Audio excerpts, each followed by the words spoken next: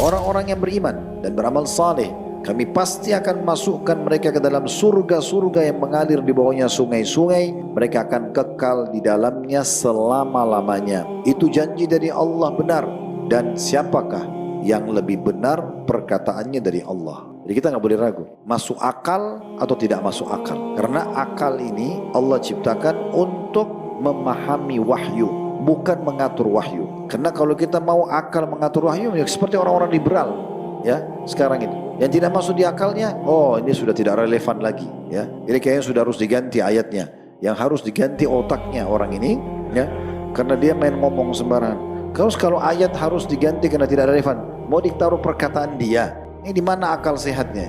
Al-Quran yang sudah 1400 lebih orang muslim mempertahankan, memperjuangkan, menghafal, mengamalkan, lalu kemudian dia bilang tidak relevan lagi. Ini aneh sekali, ya. Ini termasuk teman-teman sekalian. Dan kita tahu, pernah kita sampaikan kisah, saya ulangi lagi dalam riwayat Bukhari Muslim, kisah tentang serigala yang berbicara, gitu kan? Ada kisah di padang pasir Madinah, itu hadis Bukhari Muslim, bagaimana seekor serigala menangkap satu ekor domba dari satu pengembala itu lari mengejarnya. Kemudian dia memukul serigala itu, lepas domba itu. Tiba-tiba serigala itu bicara, bertakwalah sama Allah, kenapa kau ambil rezeki yang sudah Allah tentukan buat saya? Kaget pengembala itu, kok bisa serigala bicara pakai bahasa manusia? Maka kata serigala itu, apakah kamu heran sementara kau tidak heran ada Rasulullah utusan Allah di Madinah menyampaikan tentang hukum Allah, tapi orang-orang masih menolak dan tidak beriman? Orang ini langsung dia pergi ke Madinah, bawa domba-dombanya, cari mana itu Rasulullah, masuk Islam dia.